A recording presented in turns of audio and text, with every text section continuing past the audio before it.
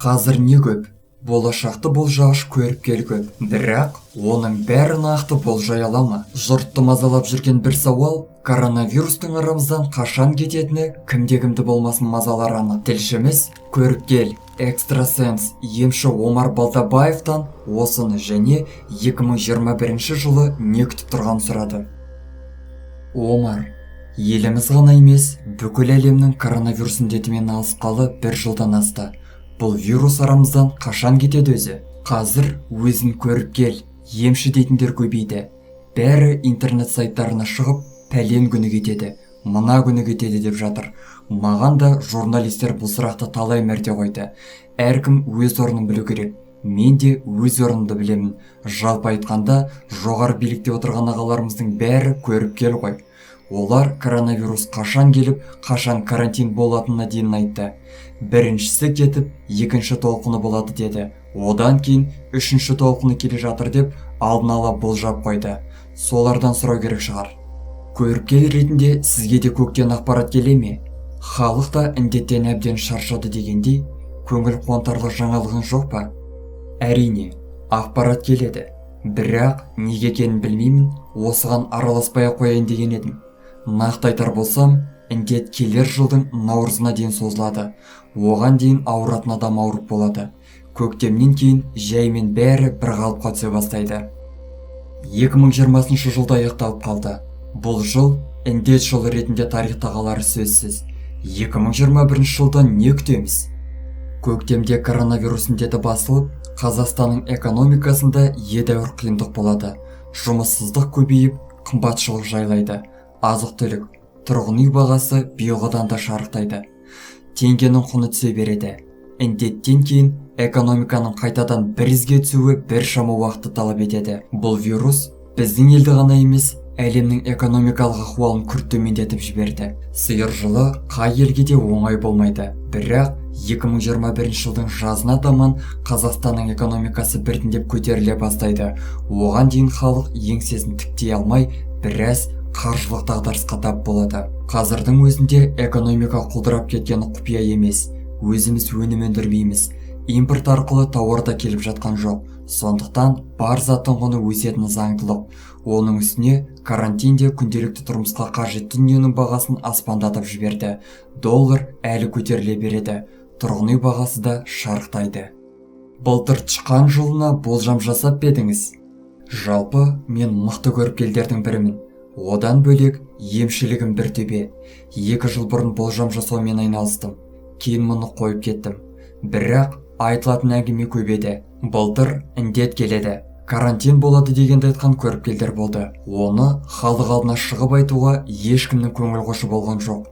Бүкіл әлемде карантин болатынын ең бірінші болып Үндістандағы көріпкел жігіт айтқан еді. Одан кейін Ресейде де бір көріпкел болжаған. Сіз мұны білген жоқсыз ба? Күндіз-түні адам қарап, науқастарды емдеп жүрген адаммын. Бос уақытым болмады. Бірақ жаңағы көріпкелдердің айтқан болжамдарына құлақ астым. Адамда тылсым дүние деген болады. Бәрін білемін десек те, бәрі бір Алланың қолында. Болашақты 70% болжай аласың, ал 30%-ында қателесуі мүмкін.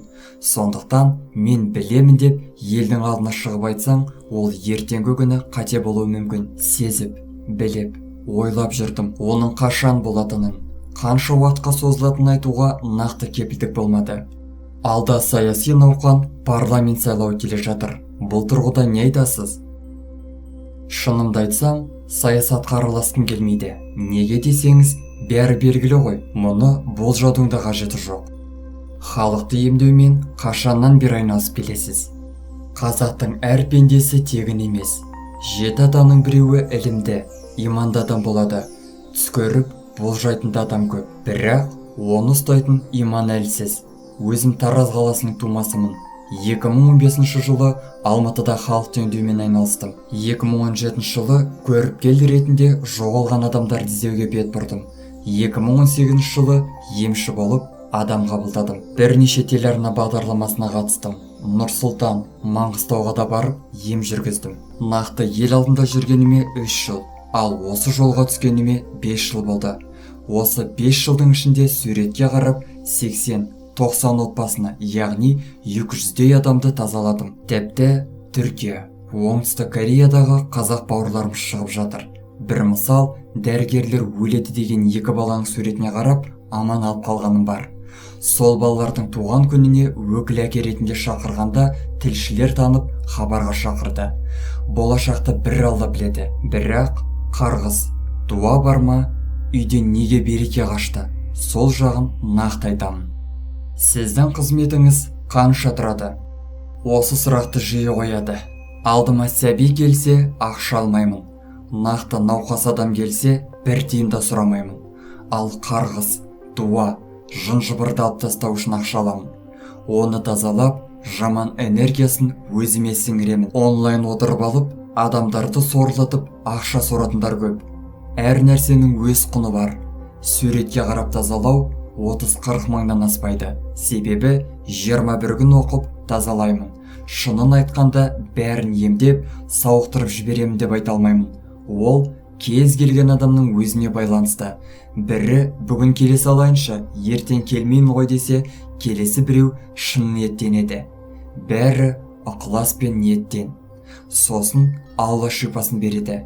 70-80%-на ем қонады. Бүгінгі адамдардың көңілін табу қиын. Қазір бағамды төмендетіп, халықтың қарапайым емшісі ретінде көмектесіп жатқан жайым бар.